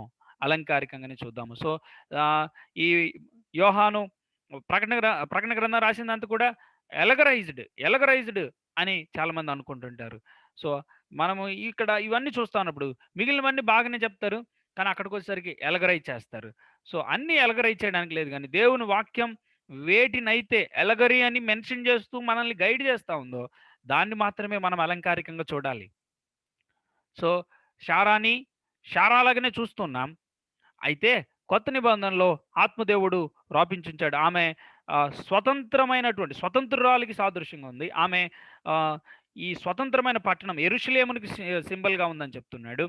ఆగరు ధర్మశాస్త్రానికి దాసిగా ఉంది అని చెప్తా వచ్చినాడు. సో, ఈ పరిశుద్ధాత్ముడు ఎక్కడ అలంకారికం రాపించాలో అక్కడ చక్కగా క్లియర్ కట్‌గా రాపించుంచాడనే విషయాన్ని మనం గమనిద్దాం. So, semi allegorical or semi literal interpretation మనం చూస్తా ఉన్నప్పుడు రాబర్ట్ మౌన్స్ అనే ఆయన దీన్ని ఎక్కువ చెప్తా ఉంటాడు. రాబర్ట్ మౌన్స్ ఆయన ఆహ్, చెప్తా ఉంటాడు. మనం ఒకవేళ ఆయన్ని ఈ క్వెషన్ అడిగితే మీకెలా తెలుస్తదండి? ఎక్కడ అలగారి, ఎక్కడ లిటరల్ వాడాలి అని అంటే ఆయన అంటాడు ఆహ్, ఇట్ డిపెండ్స్ అపాన్ యూ. ఇది నీ మీద ఆధారపడింది అంటాడు. ఇది నీ మీద ఆధారపడింది. Depend solely on which gives the true meaning. ఏది అప్లై చేస్తే నిజంగా పరిశుద్ధాత్మ దేవుని ఉద్దేశం వస్తదో అదే ఆహ్, ఆహ్, ఆహ్, ఆహ్, అదం దాన్ని అప్లై చేసి అలా వచ్చేంత వరకు కూడా అప్లై చేస్తూనే ఉండు. అలగరి అయితే అలగరి అప్లై చెయి. లిటరల్ అయితే లిటరల్ అప్లై చెయి. ఏదైతే నీకు దేవుని ఉద్దేశం అనిపిస్తుందో దాంతోటి ఎళ్ళిపో అంటాడు. సో, ఈ రాబర్ట్ మౌన్స్ అనే ఆయన దీనికి సరైన ఆన్సర్ చేయలేకపోయాడు. దీన్ని ఎక్కువగా ఆహ్, ఎంఫసిస్ చేస్తా వచ్చాడు గానీ, దీనికి సరైన ఆన్సర్ ఇవ్వలేకపోయాడు. సో, లాస్ట్ అండ్ ఫైనల్‌గా మనం చదువుతున్నప్పుడు వేదాంత అన్వయం, థియలాజికల్ ఇంటర్ప్రిటేషన్. వీళ్ళు ఏమంటారంటే థియలాజికల్ ఇంటర్ప్రిటేషన్స్ వీళ్ళని ఎలా చెప్పొచ్చు అంటే semi allegorist plus illustration of theological interpretation. వీళ్ళు సగము అలంకారిక అన్వయం చెప్తూ ప్లస్ ఏం చేస్తారంటే బైబిల్లో ఉన్నటువంటి వాటిని ఆ, వివరిస్తూ వేరే మీనింగ్ చెప్తుంటారు. అసలు వీళ్ళు ఏం నమ్ముతారు అంటే ఆ, భూమి మీద లిటరల్ కింగ్డమ్ ఉంటుంది. వెయ్యేండ్ల పరిపాలనలో యేసుక్రీస్తు ప్రభు రాజుగా ఉండి మనందరము ఆయనతో కూడా ఈ భూమిని ఏలుతామనే దాన్ని ఒప్పుకోరు. ఈ థియలాజికల్ ఇంటర్ప్రిటేషన్స్, ఈ థియలాజికల్ ఇంటర్ప్రిటర్స్ ఎవరైతే ఉంటారో వీళ్ళు చేసేది. ఆ తర్వాత ఆ, కొన్ని ప్యాసేజెస్ బైబిల్లో ఉన్నవన్నీ లిటరల్గా ఇంటర్ప్రిట్ చేయకూడదు. ఈ వెయ్యేండ్ల పరిపాలన లేకపోతే సంఘం ఆకాశమండలానికి వెళ్ళటం ఇలాంటివన్నీ ఒప్పుకోరు. ఇంకా వీళ్ళతో ఉన్న ప్రధానమైన సమస్య ఏంటంటే, సమస్య కాదు, వీళ్ళు చేసేటువంటి ఒక తప్పు ఏంటంటే ఇస్రాయేలీలు సంఘము అనే వేరు వేరు లేవు భూమి మీద, ఇస్రాయేల్ ఒక్కటే ఉంది అని నమ్ముతారు. In order to preserve the unity of the Bible he says that we must use principle of theological interpretation, which means interpretation that does not result in two purposes of God in the scripture, that is Israel, one for Israel and one for the church. ఇది బాగా emphasis చేసిన వ్యక్తి ఎవరంటే Daniel fuller అనే ఒక ఆ, ఈ యొక్క థియలాజికల్ ఇంటర్ప్రిటేషన్ థియలాజియన్ తాను చెప్తా వచ్చినాడు ఏంటంటే సంఘము అలాగే ఇస్రాయేలీల్ని వేరువేరుగా మనము చూడకూడదు, ఒకటే అంటే యూనిటీ ఆఫ్ ద బైబిల్, ఒక్కళ్ళతోటి ఆయన డీల్ చేస్తా వస్తున్నాడు అన్నట్లు చెప్తా వచ్చినారు. It's a wrong hermeneutical system basically. కానీ మనం ఇక్కడ ఆలోచన చేస్తా ఉన్నప్పుడు ఒకటి అలెగారికల్, అలంకారిక, బైబిల్లో ఉన్న ప్రతి దాని వెనక ఏదో ప్రభువు మీ పిల్లలను బండకేసి అక్కడ వాళ్ళు యూదులు మాట్లాడుతూ వస్తుంటారు బబులోను నదుల దగ్గర కూర్చొని, మీ పిల్లలను బండకేసి కొట్టువాడు ధన్యుడు. అక్కడ ఏ బండ అంటే అలంకారిక. ఈ ఎలగరిస్ట్ ఏం చెప్తాడంటే అలగారికల్గా చెప్పేవాళ్ళు అలంకారికంగా they seeks the hidden meaning. ఇక్కడ ఉన్నటువంటి అంతరార్థం అంటే అండి బండ కాదు అంటాడు. కానీ మనం అక్కడ చదువుతున్నప్పుడు అది నిజంగా బండే. పిల్లల్ని బండలకేసి కొట్టినారు బబులోనీయులు యూదుల పిల్లల్ని, పాటలు పాడలేదని. అయితే ఇప్పుడు యూదులు కోరుకుంటుంది ఏంటంటే మాకు మీరు చేసిందే మీకు జరగాలి, మీ పిల్లల్ని కూడా బండలకేసి కొట్టాలి అని కోరుకుంటున్నారు. సో ఆ తర్వాత అర్ధ అలంకారిక లేదా అర్ధ అక్షరార్థ అన్వయం చూస్తూ ఉన్నప్పుడు ఇది సరైన ఆన్సర్స్ ఇవ్వలేకపోతాం. ఆ తర్వాత వేదాంత అన్వయాన్ని గురించి మనం చూస్తూ ఉన్నప్పుడు, థియలాజికల్ ఇంటర్ప్రిటేషన్ గురించి మనం చూస్తున్నప్పుడు వాళ్ళు దేవుని ఇశ్రాయేలు దేవుని సంఘం వేరువేరుగా కాదు, వేరువేరు కాదు, ఇశ్రాయేలుతో మాత్రమే డీల్ చేస్తూ ఉన్నాడు అన్నట్లుగా చెప్పడం మనం చూస్తున్నాం. సో మనకి ఇప్పుడు బేసిక్గా అక్షరార్థ అన్వయం వైపు మనం అడుగులు వేస్తూ ఉన్నాం. సో అక్షరార్థ అన్వయానికి అసలు హేతుబద్ధమైన కారణాలు ఏమి ఉన్నాయి, ఎందుకు మనం అక్షరార్థమైనటువంటి అన్వయాన్ని మనం ప్రిఫర్ చేస్తూ ఉన్నామంటే, ఒకటి మనం చదువుతున్నప్పుడు భాషకి ఎప్పుడు కూడా ఉద్దేశం ఉంటుందండి. భాషకి ఎప్పుడు కూడా ఉద్దేశం ఉంటుంది. ఒక భాషకి ఎటువంటి ఉద్దేశం లేకుండా భాష ఉంది అంటే అది ఎవరు కూడా అంగీకరించరు. ఒక భాష ఉంది అంటే ఉద్దేశాలని చక్కగా కన్వే చేయడానికే భాష ఉంది. సో మనం ఆలోచన చేస్తూ ఉన్నప్పుడు బేసిక్గా భాష బైబిల్లో హీబ్రూ, గ్రీక్, కొన్ని చోట్ల అరమైక్, దానియేలు ఇలాంటి చోట్ల అరమైక్ వాడుకున్నాం. Language has a purpose. దేవుడు భాషని ఒక ఉద్దేశంతో కమ్యూనికేషన్ కోసం పెట్టాడు. ఇంకొక విషయం ఏంటంటే ఈ భాష మాట్లాడుతున్నప్పుడు వ్యక్తి యొక్క ఉద్దేశాలు వెల్లడవుతాయి. సో దేవుడు భాషను వాడుకున్నాడు అంటే ఆ దేవుని ఆ యొక్క టెక్స్ట్ పట్ల దాని పట్ల దేవుని యొక్క ఉద్దేశాన్ని ఉంది, దాన్ని మనం గ్రహించగలం అని ప్రాథమికమైన అండర్స్టాండింగ్ మనకు వస్తూ ఉంది. ఎందుకంటే అదొక కమ్యూనికేషన్ మీడియం. సో మనకి ఖచ్చితంగా దేవుని ఉద్దేశాన్ని తెలుసుకోవడానికి ఈ భాష ఉంది కాబట్టి మనకి చక్కగా అర్థం చేసుకోవడానికి ఈ అక్షరార్థమైనటువంటి అన్వయం మనకి ఎంతగానో సహకరిస్తుందని మనకు అర్థమవుతుంది. అంతేకాదు ద నీడ్ ఫర్ ఆబ్జెక్టివిటీ అని మనం చూస్తూ ఉన్నాం. ఇప్పుడు ఒకరు మాట్లాడుతున్నారు అంటే if one does not employ normal interpretation then objectivity is lost to the extent that he does not use it consistently. మనం చదువుతున్నప్పుడు ఇప్పుడు ఆ కాంటెక్స్ట్ ఒక లక్ష్యాన్ని మనకి లేకపోతే ఒక ఉద్దేశాన్ని మనకి కన్వే చేస్తూ ఉంది. ఒక నిర్దిష్టమైనటువంటి సంగతిని, సంఘటనని మనకి తెలియజెప్తా ఉంది. సో, ఇక్కడ మనం ఆలోచన చేస్తా ఉన్నప్పుడు, ఈ నిర్దిష్టమైనటువంటి ఈ యొక్క సంఘటనని మనం సరిగ్గా అర్థం చేసుకోవడంలో, మనం ఆలోచన చేస్తా ఉన్నప్పుడు, అక్కడ అక్షరార్థమైనటువంటి అన్వయం. మనం ఏవేవో ఇల్యూజన్స్, ఇంకేవేవో అస్యూమ్ చేసుకొని చదివితే, అక్కడ ఉన్నటువంటి ఆ ఆబ్జెక్టివిటీ లేకపోతే ఆ యొక్క ప్రాథమికమైన లక్ష్యాన్ని నుంచి మనం మిస్‌లీడ్ అయిపోతాం. ఇప్పుడు సమరయ స్త్రీతో ప్రభు అంటాడు కదా! ఆత్మతోనూ, సత్యముతోనూ ప్రభుని ఆరాధించడం. సో, అసలు సమరయ స్త్రీతోటి ప్రభువు మాట్లాడుతూ ఉన్న విషయాలు మనం చూస్తూ ఉన్నాం. ఆమెకి జీవపు ఊటను పరిచయం చేశాడు. అయితే అక్కడ ప్రాథమికమైన లక్ష్యం, ఆ ఆబ్జెక్టివ్ అంతా కూడా ఆమెకి ప్రభువు తానెవరో వెల్లడి చేసుకున్నాడు. తాను తానే మెస్సియాను, వీళ్ళు వెతుకుతున్న మెస్సియా తానే అనే ఒక లక్ష్యాన్ని మనం చూస్తా ఉన్నాం. సో, నికోదేము గురించి మనం వచ్చినప్పుడు నూతన జన్మను గురించిన విషయాన్ని, అదే అక్కడ ప్రాథమికమైన లక్ష్యంగా ప్రభు రాపించినట్లు మనకు అర్థమవుతుంటది. సో, ఇవన్నీ చదువుతున్నప్పుడు, ఈ 2 మనం చూస్తున్నప్పుడు భాషకి ఒక ప్రధానమైన ఉద్దేశ్యం ఉంటుంది. అంతేకాదు ద నీడ్ ఫర్ ఆబ్జెక్టివిటీ అని మనం చదువుతున్నప్పుడు, ఆ లక్ష్యపూరితంగా కూడినటువంటి లక్ష్యంతో ఉన్నటువంటి ఆ అవసరతని, ఒక విషయాన్ని ఎక్స్‌ప్లెయిన్ చేస్తా ఉన్నప్పుడు ఒక ప్రాథమికమైన లక్ష్యం అనేది మనం చూస్తూ ఉంటాం. సో, తర్వాత ఉన్నటువంటి విషయాన్ని మనం కొంచెం ఫోకస్డ్‌గా జాగ్రత్తగా చదవాలి. ఇప్పుడు ఈ అక్షరార్థ లిటరల్ హెర్మెటిక్స్ లేకపోతే నార్మల్ హెర్మెటిక్స్‌కి బైబిల్ సపోర్ట్ చేస్తుందా? బైబిల్‌లో ఉన్నటువంటి ఎగ్జాంపుల్స్ మనం చదువుతున్నాం. చూడండి ప్రియమైన వాళ్ళారా, గమనించండి. సోదాహరణంగా ఉన్న Bible, the example of the Bible for literal hermeneutics or literal normal hermeneutics అని మనం చదువుతున్నప్పుడు, క్రీస్తు మొదటి రాకడను గురించి అనేక ప్రవచనాలు అక్షరార్థంగా నెరవేర్చబడ్డాయి.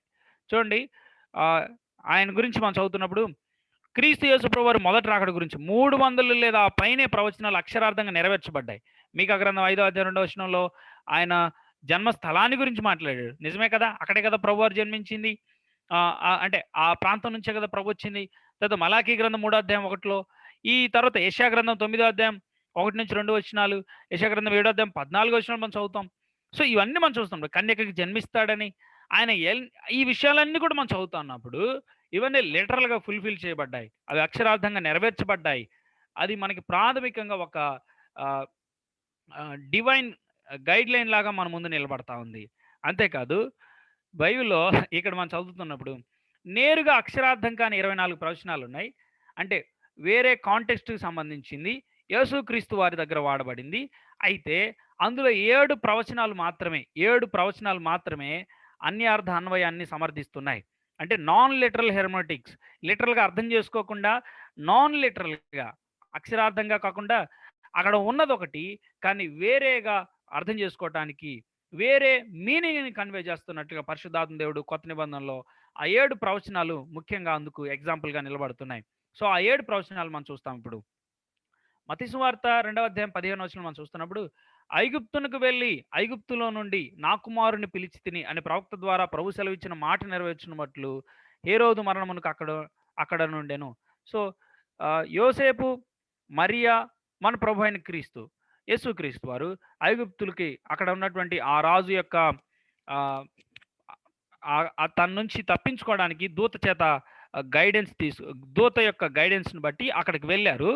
అక్కడి నుంచి బయటకు వస్తా ఉన్నప్పుడు, ఐగుప్తు నుంచి వస్తా ఉన్నప్పుడు ఏమంటున్నాడంటే, ఐగుప్తులో నుండి నా కుమారుని పిలిచింది. వాస్తవంగా ఇది హోషేయ గ్రంథం 11వ అధ్యాయం 1వ వచనంలో నార్దర్న్ ఇశ్రాయేల్స్ గురించి, ఉత్తర ఇశ్రాయేల్ ప్రజలతోటి ప్రభు తన హృదయ వేదనను వెల్లడి చేస్తూ, ఎఫ్రాయిం గురించి, వీళ్ళందరి గురించి మాట్లాడుతూ, మనష్షే గురించి మాట్లాడుతూ వీళ్ళందరితోటి అంటున్నాడు, నేను మిమ్మల్ని ఐగుప్తులో నుండి నా కుమారుని పిలిచానని చెప్పి ఇశ్రాయేలీయుల గురించి చెప్తా ఉన్నాడు. కానీ ఇక్కడ ప్రభుకి అప్లై చేసినట్లుగా మనం చూస్తున్నాం. నాన్ లిటరల్ విషయాన్ని మనం చూస్తున్నాం. వాస్తవంగా అది ఇశ్రాయేలీయులకి సంబంధించింది. కానీ అది ప్రభుకు కూడా అప్లై చేసింది పరిశుద్ధాత్మ దేవుడు ఇక్కడ ఆ విషయాన్ని రాపించినట్లు మనం చూస్తున్నాం.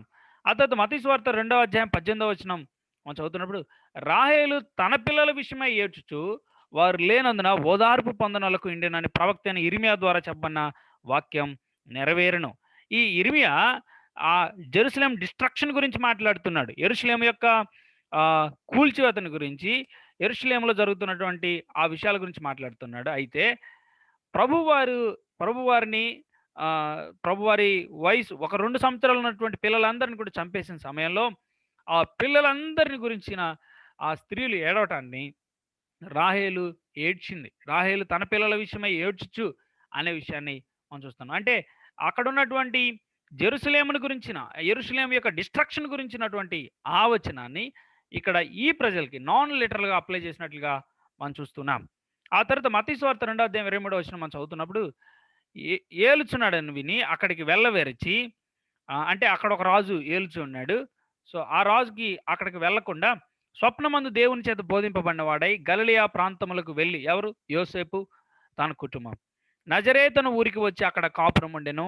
ఆయన నజరేయుడు అనబడునని ప్రవక్తలు చెప్పిన మాట నెరవేరునట్లు ఇలాగ జరిగెను. ఈ విషయాన్ని మనం యెషయా గ్రంథం 11వ అధ్యాయం 1వ వచనం, యెషయా గ్రంథం 53వ అధ్యాయం 2వ వచనంలో చిగురు అనే మాటను గురించి మనం చూస్తాం. చిగురు, యెషయి మొద్దు నుండి చిగురు అనే మాటని అక్కడ ఉన్నటువంటి హీబ్రూ పదం నజరేతు అనే దానికి దగ్గరగా ఉన్నట్లుగా మనం చూస్తూ ఉంటాం. సో, ఇది యేసుక్రీస్తు వారి యొక్క ఇంకార్నేషన్ గురించి, లేకపోతే డేవిడిక్, ఈ యొక్క దావీదు శేషంలో యేసుక్రీస్తు ప్రభువారు రాబోతున్నారు. యెషయా మొద్దుగా, లేకపోతే యెషయా యొక్క అక్కడ మనం చదువుతున్నప్పుడు దావీదు వంశంలో ఆయన చిగురుగా, ఒక రిమ్నాంట్‌గా ఉండబోతున్నాడు. శేషంగా, ఫైనల్ అల్టిమేట్ కింగ్‌గా ఉండబోతున్నాడు అనే దాన్ని ఎక్స్‌ప్లెయిన్ చేస్తా ఉన్నప్పుడు, దాన్ని ఇక్కడ ఆహ్, నజరేత్ అనే ఊరికి నాన్ లిటరల్‌గా అప్లై చేసినట్లుగా మనకు కనపడుతూ ఉంది. సో, ఆ తర్వాత మత్తయి సువార్త 11వ అధ్యాయం 10వ వచనం మనం చదివితే, ఇదిగో నేను నా దూతను నీకు ముందుగా పంపుచున్నాను. అతడు నీ ముందర నీ మార్గమును సిద్ధపరచును. మనం చదువుతున్నప్పుడు సెకండ్ ఆహ్, సెకండ్ కమింగ్ గురించి కూడా మనం చూస్తుంటాం. సెకండ్ కమింగ్ గురించి కూడా ఈ మాటలు రాయబడి ఉన్నట్లుగా మనం చూస్తుంటాం. అయితే ఇక్కడ మనం చూస్తా ఉన్నప్పుడు ఆహ్, ఇక్కడ యేసుక్రీస్తు ప్రభువారి విషయంలో కూడా నాన్ లిటరల్‌గా వాడబడినట్లుగా మనకు అర్థమవుతూ ఉంటుంది. కానీ ఇంకొక విషయం ఏంటంటే, అపోస్తల కార్యాలు 2వ అధ్యాయం 15-21 ఇది ఎక్కువగా వాడబడుతున్నటువంటి విషయము. అయితే ఈ విషయాన్ని యోవేలు గ్రంథం యోవేలు గ్రంథం 2వ అధ్యాయం 28-32 వచనాలు మనం చదువుతున్నప్పుడు, ఇది ట్రిబులేషన్ టైంకి ఇశ్రాయేలు యొక్క ఆహ్, రీగ్యాదరింగ్, వాళ్ళందరూ కూడా తిరిగి ప్రభు దగ్గరికి చేర్చబడే టైం గురించి మాట్లాడుతున్నాడు. శ్రమల కాలంలో జరగబోయే సంఘటనల గురించి మాట్లాడుతున్నాడు. కానీ ఇది ఇక్కడ పెంతెకోస్తు దినాన సంఘం స్టార్ట్ అయిన రోజు అక్కడ ఉన్నటువంటి వ్యక్తులు, అపోస్తలు భాషలు మాట్లాడుతున్నప్పుడు వారందరిని గురించి ఆహ్, ఇక్కడ మాట్లాడుతున్నట్లుగా రాసినాడు. అంటే యోవేలు గ్రంథంలో ఇలా రాయబడిందని పేతురు ఎత్తి చెప్పడం మనం చూస్తున్నాం. ఆ తర్వాత రోమాపత్రిక 9వ అధ్యాయం 24-26 వచనాల్లో అన్యజనుల గురించి నా ప్రజలు కాని వారిని నా ప్రజలు అని నేను పిలుస్తాను. ప్రియురాలు కాని దానిని ప్రియురాలని నేను పేరు పెట్టి పిలుస్తాను అని చెప్పి ప్రభువు హోషేయ గ్రంథం 1వ అధ్యాయం 10వ వచనంలో నార్దర్న్ ఇజ్రాయెల్స్‌కి అడ్రెస్ చేస్తా ఉండగా, దాన్ని క్రొత్త నిబంధనలో అన్ని జనులు కూడా ప్రభువునందు విశ్వాసం ఉంచగా అన్ని జనులను ప్రభు ఎలా పిలిచాడనే విషయాన్ని ఇక్కడ 9వ అధ్యాయం 24-26 వచనాల్లో పౌలు చెప్పడం మనం చూస్తూ ఉంటాం. నాన్ లిటరల్‌గా అప్లై చేసినట్లుగా మనం చూస్తుంటాం. అలాగే గలతీ పత్రిక 4వ అధ్యాయం 21-31 వచనాల్లో షారా ఒక పక్క, దాసి అయినటువంటి హాగర్ ఒక పక్క. సో, ఈ ఇద్దరు విషయాలని 2 నిబంధనలతోటి ఈ స్త్రీలు 2 నిబంధనలై ఉన్నారు. వాటిలో ఒకటి సీనాయి కొండ సంబంధమైన ధర్మశాస్త్రానికి సంబంధించినట్లుగా, ఇంకొకరు స్వతంత్రము. క్రీస్తు యేసునందున్న ప్రతి ఒక్కరు స్వతంత్రులయ్యారని మనం అందుకనే 5వ అధ్యాయం 1వ వచనం చదువుతున్నప్పుడు, ఈ స్వాతంత్ర్యం మనకు అనుగ్రహించి స్వతంత్రులమయ్యాం. ధర్మశాస్త్రం నుండి విడుదల పొందామనే విషయాల్ని మనం చూస్తుంటాం. అయితే ఇక్కడ హన్న ఇక్కడ మనం చదువుతున్నప్పుడు షారా, హాగర్ ఇద్దరున్నారు. కానీ వారు 2 నిబంధనలకు సాదృశ్యమై ఉన్నారని చెప్పి, అయితే పౌలు ఇక్కడ మాట్లాడుతూ 24వ వచనంలో, ఈ సంగతులు అలంకార రూపంగా చెప్పబడి ఉన్నవి. ఎక్కడైతే బైబిల్‌లో ఎలగరి ఉంటదో అక్కడ ఖచ్చితంగా దేవుడు ఎలగరి గురించి మెన్షన్ చేస్తాడు. పస్కా పశువుని గురించి మాట్లాడుతూ, మన ప్రభువు ఆ పస్కా పశువై ఉన్నాడు. మనం ఎక్కడెక్కడైతే హిడెన్ మీనింగ్స్ తెలుసుకోవాల్సి ఉందో, దేవుడు అక్కడ ఆ అంతరార్థాలని రోపించినాడు. కాబట్టి మనం కొత్తగా హిడెన్ మీనింగ్స్ ఫైండ్ ఔట్ చేసి ఆహ్, ఏదో సాధించామని చెప్పుకోవడానికి అవకాశం లేదు ప్రియులారా. సో, ఒక విషయం ఏంటంటే ఇప్పుడు, సో, ఆహ్, ఇక్కడ వీళ్ళందరూ ఇప్పుడు ఈ 7 వచనాల్లో 7 విషయాలు, 7 ప్రవచనాలు నాన్ లిటరల్‌గా షారాని షారాలాగా చూడట్లేదు. హాగర్‌ని హాగర్‌లాగా చూడట్లేదు. ఇశ్రాయేల్‌ని ఇశ్రాయేల్‌గా చూడకుండా యేసుక్రీస్తు ప్రభు దగ్గరికి తీసుకొచ్చినట్లుగా మనం చూస్తున్నాం. సో, బ్రదర్, నా ఇష్టం వచ్చినట్లుగా నేను చేయొచ్చా? నా ఇష్టం వచ్చినట్లుగా నేను అప్లై చేయొచ్చా? అంటే గమనించండి ప్రియులారా, గమనించండి. దీనికి సరైన ఆన్సర్ ఏంటంటే, అపోస్తలిక్ అథారిటీ అనేది చాలా ఇంపార్టెంట్. మనము కొత్త నిబంధన కెనానిసిటీ గురించి డిస్కస్ చేస్తున్నప్పుడు మనం చూసాం. అపోస్తలులు గాని, అపోస్తలుల చేత రిఫర్ చేయబడిన వాళ్ళు గాని, అపోస్తలులకి అనునయులు లేకపోతే వారితో దగ్గర సంబంధం ఉన్న వ్యక్తులు గాని, వారికి విశేషమైనటువంటి అధికారాలు ఉన్నట్లుగా మనం చూసాం. అది అపోస్తలులకి ముఖ్యంగా canonicity is nothing but the test for apostles. అపోస్తలులను పరీక్షించడమే కెనానిసిటీకి పరీక్ష పెట్టడం, కెనానిసిటీని కనుగొనటం అని చాలా చోట్ల మనం చూస్తూ ఉంటాం. సో, ఇక్కడ మనం ఆలోచన చేస్తున్నప్పుడు they referred these things and the superintendent of Holy Spirit. దాన్ని మనం ఏమంటున్నామంటే డివైన్ ఇన్స్పిరేషన్, దైవావేశము, పరలోకపు దేవుని దైవావేశం మూలంగా అలా జరిగినట్లుగా మనం చూస్తున్నాం. సో, ఆలోచన చేద్దాం. మనము ఎలా అంటే అలాగా లేఖనాల్ని ఇష్టానుసారంగా ఆ, ఆయన ఆగరుని చూసి వేరే విధంగా చెప్పాడు కాబట్టి నేను కూడా అలా చెప్తాను అంటే గమనించండి, మనము అపోస్తలిక్ అథారిటీ లేదు, పర్సనల్ అథారిటీతో చేస్తున్నాం. ఆ వ్యక్తిగత అధికారంతో చేస్తున్నాం తప్పితే we don't have we don't have apostolic authority. ఆ అపోస్తలకు ఉండే అధికారం మనకు లేదు. కానీ మనము అలా చేస్తున్నామంటే అర్థం ఏంటంటే మన వ్యక్తిగత అధికారాన్ని వాడి మనం చేస్తున్నాం తప్పితే పరిశుద్ధాత్మ దేవుని ఉద్దేశంతో కాదనమాట. సో, మనం ఎప్పుడైనా అలగరైజ్ చేయాలంటే మనం ప్రాథమికంగా ఆలోచించాల్సింది నిజంగా ప్రభు యొక్క ఉద్దేశం అదేనా అని ఆలోచించాలి. సో, మనము ఇంతవరకు చూసాం. సో, నేను జస్ట్ అవుట్‌లైన్ చెప్పి వచ్చే వారం కొంచెం డీటెయిల్‌గా ఎక్స్‌ప్లెయిన్ చేసి ముందుకెళ్తాను. అక్షరార్థం అన్వయంలో సాధారణమైన నియమాలు, ప్రిన్సిపల్స్ ఆఫ్ నార్మల్ హెర్మెనెటిక్స్ నేను చెప్తున్నాను. ఒకటి గమనించండి. ఇంటర్ప్రిట్ గ్రామటికల్లీ, వ్యాకరణానుసారంగా మనము అన్వయిద్దాం. వ్యాకరణానుసారంగా. తర్వాత ఇంటర్ప్రిట్ కాంటెక్స్చువల్లీ, సందర్భానుసారంగా మనము లేఖనాన్ని అన్వయిద్దాం. సందర్భం, అక్కడ ఉన్నటువంటి సందర్భం చాలా ఇంపార్టెంట్. తర్వాత కంపేర్ స్క్రిప్చర్ విత్ స్క్రిప్చర్, లేఖనాలతో పోల్చడం నేర్చుకుందాం. మిగిలిన లేఖనాలతో పోల్చడం మనం చూడాలి. అక్కడ ఉన్నటువంటి వ్యాకరణం మనకు అర్థమవుతుంది, సందర్భం మనకు అర్థమవుతుంది. అయితే ఇప్పుడు ఈ విషయాన్ని మిగిలిన లేఖనాలతోటి పోల్చి మనం చూడాలి. Compare scripture with scripture. తర్వాత బాగా గుర్తుపెట్టుకోండి, ఇది చాలా ఇంపార్టెంట్, మనం మిస్ అవుతున్న point. Recognize the progressiveness of revelation, ప్రగతిశీలక ప్రత్యక్షత గుర్తించడం. అంటే దేవుడు రీవీల్ చేస్తూ ఉన్నప్పుడు ఒక్కొక్క టైం, ఇంకొకటి బాగా అబ్జర్వ్ చేయండి, ఈ రెవల్యూషన్ ప్రాసెస్లో దానియేలుకి తాను చెప్తున్న ప్రవచనాలని అర్థమయ్యాయా అంటే, దానియేలు దేవుని అడుగుతాడు, అక్కడ ఉన్నటువంటి దూతను అడుగుతాడు ఏమనంటే, ఏంటి వీటి అర్థం అంటే, సమయం వస్తుంది లాగంటారు.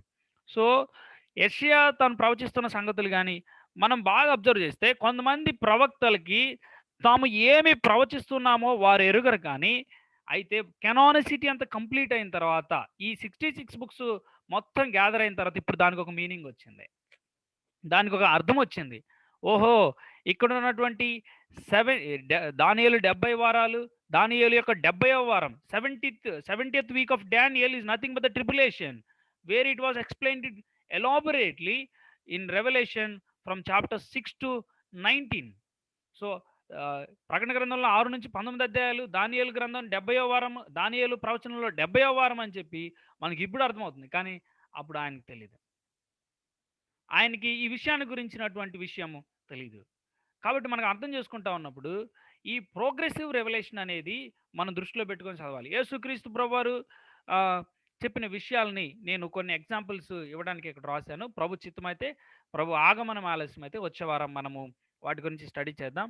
సో, మిగిలిన లేఖనాలతో పోల్చడం చాలా ఇంపార్టెంట్. స్క్రిప్చర్ ఎక్స్‌ప్లెయిన్స్ స్క్రిప్చర్, లేఖనాలను వివరిస్తాయి. కాబట్టి మనం ప్రాథమికంగా గుర్తుపెట్టుకుందాం. Our first and final task is to discern God's intention in the text of scripture. లేఖనాల్లో దేవుని యొక్క ఉద్దేశాన్ని అర్థం చేసుకోవడమే మన ప్రాథమిక మరియు అంతిమ లక్ష్యం అని గుర్తుపెట్టుకుందాం. తర్వాత ప్రగతిశీల ప్రత్యక్షతను గుర్తించడం మనం చూస్తా ఉన్నప్పుడు ఉమ్, ఆ, బాగా అబ్జర్వ్ చేయండి. ఒక చోటేమో మత్తయి సువార్త 10వ అధ్యాయంలో 10వ అధ్యాయం 5 నుంచి 7 వచనాలేమో మీరు ఎక్కడికి వెళ్తారు అంటే ఆ, మీరు అన్ని జనుల దారిలోకి వెళ్ళకండి, సమరయులు ఏ పట్టణంలోనికి వెళ్ళకండి, కానీ ఇశ్రాయేలు వంశంలో నశించిన గొర్రెల ఎదుకే వెళ్ళండి, వెలుచు పరలోక రాజ్యం సమీపించి ఉన్నదని ప్రభు చెప్తున్నాడు. ఇక్కడ ఇక్కడ మాత్రం ఇశ్రాయేల్ యుద్ధకు మాత్రమే వెళ్ళండి అని చెప్తున్నాడు. కానీ 28వ అధ్యాయంలో మనం చదువుతున్నప్పుడు సర్వ సృష్టికి వెళ్ళి, ఇదిగో చూడండి మనం చదువుతున్నప్పుడు ఆ, సమస్త జనులను శిష్యులుగా చేయుడి. సమస్త జనులు ఎవరు? అన్యులు లేదు, సమరయులు లేదు, యూదులు లేదు, అందరినీ చేయండి అంటున్నాడు. So what was the progressive revolution అంటే, ఇక్కడ ఉన్నటువంటి మత్తయి సువార్త ఆయన శిలువ ఘట్టం ముందు వరకు కూడా యూదులు దేవుని రాజ్యంలోనికి ఆహ్వానాన్ని వాళ్ళు వాళ్ళకి తెరవబడి ఉంది దేవుని రాజ్యంలోనికి. మెస్సియా వచ్చాడు రండి అని అందరూ పిలువబడుతున్నారు, కానీ ఎవరు ముందుకు రాలేదు. అయితే గమనించండి ప్రియులారా, ఎప్పుడైతే వారు ప్రభుని సిలువ వేశారో, వాళ్ళు రిజెక్ట్ చేశారు మెస్సియాని, కింగ్డమ్ వాజ్ పోస్ట్ పోన్డ్. దేవుని రాజ్యము పోస్ట్ పోన్ అయినట్లుగా మనం చూస్తాం. దేవుని రాజ్యాన్ని గురించిన సంగతిని మెస్సియాని వారు తృణీకరించి సిలువేసినందున, అభిషిక్తుని వారు ఆ, ఆయన ఆయన భూమి మీద నుంచి నిర్మూలించినందున, సిలువ వేసినందున వారి యొక్క కింగ్డమ్, ఆ రాజ్యం అనేది పోస్ట్ పోన్ అయింది. అయితే మత్తయి సువార్త 28వ అధ్యాయంలో ఆయన రిజరెక్ట్ అయిన తర్వాత, ఆయన మెస్సియా ఆ, గా ఉన్నటువంటి ఆయన ఇప్పుడు సర్వలోకములో ఉన్నటువంటి జనులందరికీ రక్షణ సువార్తను గురించి, యూదులకు ఒక్కరికే కాదు, యూదులు రిజెక్ట్ చేసేసారు కాబట్టి ఇప్పుడు అందరిని పిలుస్తున్నాడు. ఇలాంటి విషయాలు మనం అనేకం చూస్తాము. సో ఈ విషయాల్ని మనం వచ్చే వారం ప్రభు చిత్తమైతే ఒకసారి ఓవర్వ్యూ చేసి మన అపోక్రిఫాని స్టార్ట్ చేద్దాం. తర్వాత అక్షరార్థ అన్వయానికి అభ్యంతరాలు ఏంటంటే, so new testament used in old testament in non literal sense. పాత నిబంధనలో ఉన్న సంఘటనల్ని కొత్త నిబంధనలో నాన్ లిటరల్గా వాడారు కదా. హాగర్ లాగా చూడలేదు, తర్వాత షారాలాగా చూడలేదు, కాబట్టి నేను కూడా అలా చేయొచ్చా అంటే, నా క్వశ్చన్ ఏంటంటే ప్రభుపక్షంగా, do you have apostolic authority? నీకు అపోస్తల అధికారం ఉందా? సో ఆ తర్వాత పాత నిబంధనలోని ప్రవచనాలు ఎక్కువ శాతం అక్షరార్థంగా కొత్త నిబంధనలో నెరవేరబడినట్టు మనం గుర్తించాలి. గమనించండి, ఇన్ని ప్రవచనాల్లో కేవలం ఏడు ప్రవచనాలు మాత్రమే నాన్ లిటరల్గా యేసుక్రీస్తు ప్రభు వారి గురించి ఉన్నాయి. కానీ 7 బై హోల్ బైబిల్ రాయండి, remaining parts of the Bible, remain versus of the Bible. ఈ 7 విషయాలను బట్టి నేను నాన్ లిటరల్ హెర్మోనటిక్ వెళ్తాను. నేను వాక్యాన్ని అక్షరార్థం కాకుండా మరొక కోణంలో చూసి, ఆశ్రయపురాల్లాగా కాకుండా నేను వేరే రకంగా చూస్తాను. ఇవన్నీ చూస్తా ఉన్నప్పుడు చాలా ప్రమాదంలో ఉన్నాం మనం. సో ఆ ఏడు ప్రవచనాల్లో కూడా ప్రభువు రాపించిన దాన్ని బట్టి మనకు అర్థమవుతుంది. అట్లయితే ఆ 7 ప్రవచనాలు లైసెన్స్గా నేను భావించి లేఖనాన్ని ఎట్లా అంటే అట్లా నేను ఇంటర్ప్రిట్ చేస్తానంటే, ప్రియమైన వారలారా, మిగిలిన లేఖన భాగాలన్నీ లిటరల్గానే ఉన్నాయి కదా, వాటికి ఏం సమాధానం చెప్దాం? సో మనం జాగ్రత్త పడదాం. సో పాత నిబంధనను ఇతర విషయాలు వెల్లడి చేయడానికి కొత్త నిబంధనలో వాడారు. కేవలము నాన్ లిటరల్గా చెప్పడానికి మాత్రమే కాదు, దాన్ని ఇల్లుస్ట్రేట్ చేయడానికి, అంతేకాకుండా దాంట్లో ఉన్నటువంటి అనేకమైన విషయాలు మనకు అర్థం కావడానికి ఎనలాజికల్గా, తర్వాత అప్లికేషనల్గా, రిటారికల్గా, ఎస్కటలాజికల్గా మనకు చెప్పడానికి వాడబడింది. సో ఈ పటాన్ని గుర్తుపెట్టుకోండి. ప్రభు చిత్తమైతే మనము కమింగ్ సెషన్లో మనము డిస్కస్ చేస్తాం. బైబిల్ని జాగ్రత్తగా పరిశీలిద్దాం. సో అప్పుడు ఏం చేద్దామంటే, హెర్మటిక్ రూల్స్ ఏవైతే మనం చూసామో, మనం ఇక్కడ చూసాం కదా, వాటిని ఎలా మనం అప్లై చేయాలో మనం చూస్తూ వచ్చాం. ఎలా అప్లై చేయాలో మనం చూసాం. ఒకటి, ఇంటర్ప్రిట్ ఇట్ గ్రామటికల్లీ, వ్యాకరణానుసారంగా మనం చూద్దాం. తర్వాత కాంటెక్చువల్గా మనం స్టడీ చేద్దాం. తర్వాత కంపేర్ స్క్రిప్చర్ విత్ స్క్రిప్చర్, లేఖనాలతో పోల్చడం మనం నేర్చుకుందాం. Recognizing the progressiveness of revelation, ఆ ప్రత్యక్షత యొక్క ప్రగతిశీలతని మనం గుర్తించడం నేర్చుకుందాం. ఈ రెండు అప్లై చేసి చూస్తే బైబిల్ని, ఆ టెక్స్ట్ని ఎన్నిసార్లు చదివితే అంత చక్కటి అండర్స్టాండింగ్ వస్తుంది పిల్లారా. మనం ముందు కామెంటరీలు ఇవన్నీ చదవకుండా ప్రాథమికంగా ఆ టెక్స్ట్ని మనం కనుక బాగా చదివితే సుమారు ఆ టెక్స్ట్‌ని కనీసం ఒక 5, 10 సార్లైనా ఒకసారి మనం చదువుతా ఉంటే ప్లెయిన్‌గా ఈ హెర్మెటిక్ రూల్స్ మనం అప్లై చేస్తే మనకు స్పష్టమైన అర్థం వస్తది. స్పష్టమైన అర్థం వచ్చిన తర్వాత ఏం చేద్దాం? అంటే మిగిలిన లేఖనాలతోటి పరస్పర సంబంధాన్ని దీన్నే సిస్టమాటిక్ థియాలజీ అంటారు. సిస్టమాటిక్ థియాలజీ ఈ ఇక్కడున్నటువంటి విషయాలన్నిటిని కూడా సారీ థియలాజికల్ కొరిలేషన్ మనం చూస్తాము. ఈ థియలాజికల్ కొరిలేషన్‌ని మనం చూసి దీనితోటి కంపేర్ చేసుకొని let us apply it to our life వ్యక్తిగతంగా అన్వయించుకుందాం. అన్వయించుకున్న తర్వాత దాన్ని అనేకులకు పంచుదాం. పంచిన మనం క్షేమాభివృద్ధిని రుచి చూస్తాం. సో, ప్రియమైన వారలారా దీని గురించి మనం విస్తృతంగా తర్వాత ధ్యానం చేద్దాం. సో, పాఠాలు నిజాయితీగా వాక్యం చదవడం అలవరుచుకుందాం. నిజాయితీ చాలా ఇంపార్టెంట్. ప్రతి లేఖన భాగానికి అర్థం ఒకటే ఉంటుంది కానీ పాఠాలు అనేకం ఉంటాయి. లేఖన సత్యాన్ని అన్వయించుకొని అనేకులకు అందిద్దాం. Shall we do that? మనం ఈ రకంగా బ్రతుకుదామా? అనేక మందికి చెప్పడానికి మాత్రమే కాకుండా వ్యక్తిగతంగా అన్వయించుకుందాం. తర్వాత అందిద్దాం. నేర్చుకుందాం. అన్వయిద్దాం. ఆచరిద్దాం. తర్వాత అనేకులకు అందిద్దాం. May our lord bless these thoughts for his glory. వచ్చే వారం ఈ క్వెషన్స్‌ని మనం డీల్ చేస్తాము. ఇవి రిసోర్సెస్ వధింపబడిన గొర్రెపిల్ల శక్తియు ఐశ్వర్యమును జ్ఞానమును బలమును ఘనతయు మహిమను స్తోత్రమును పొందనరుడు ప్రభుకి సమస్తమైన ఘనత మహిమ ప్రభావాలు అర్పిస్తున్నాం. Thank you one and all. And ఈ సమయాన్ని సహోదరులకు అప్పచెప్తూ ఉన్నాను. ఇంత